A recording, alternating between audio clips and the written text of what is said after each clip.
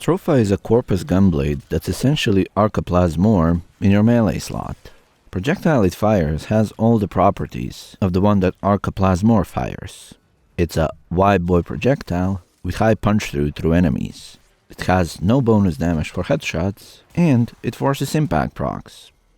Difference from Arca is that for melee weapons you cannot increase the projectile flight speed, so you are stuck with a very low range and a very, very steep damage falloff.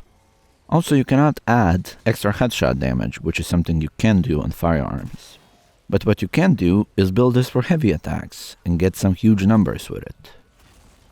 And while this is more or less a standard heavy attack build with critical chance, critical damage, corrosive, initial combo and killing blow, there is a twist to it.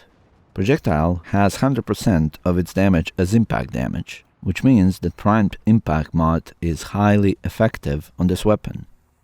You may have noticed that my corrupt charge is not maxed out, and that's because it gives 2x initial combo even on rank 2.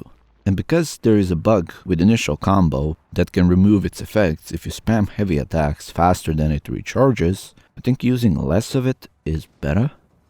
Bug can be mitigated by gaining combo yourself, but still, I only use this weapon as a shotgun, so this is fine for me.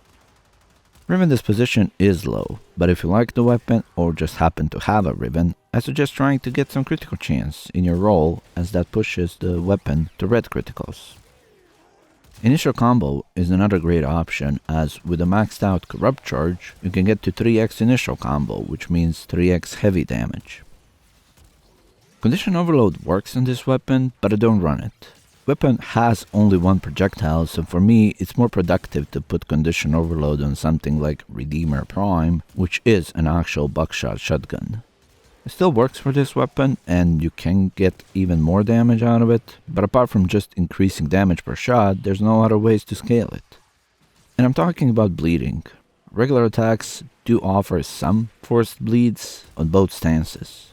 Just if we were to build it to be good for regular attacks, then the projectile is not going to be as devastating as this. So that's kinda a place for this weapon. It's a fun toy that will easily pop 7-digit numbers on your screen, but if you plan on doing some endurance, then this is probably not the most comfy choice you can go with. Another thing is range of the projectile.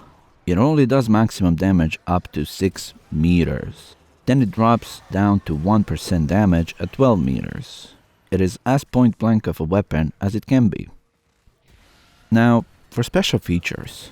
On heavy attack, it forces a knockdown on nearby enemies, which is nothing big, but when used properly, it's hella hilarious.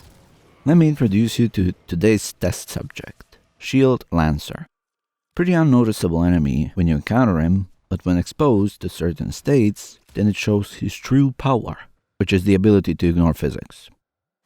Be extra careful when doing this in rescue missions. It did not happen to me, but I have heard of reports of Shield Lancers flying over the entire tile sets within seconds and ending up in a prison and triggering an alarm there while you are still on the other side of the tile set, essentially automatically failing the mission.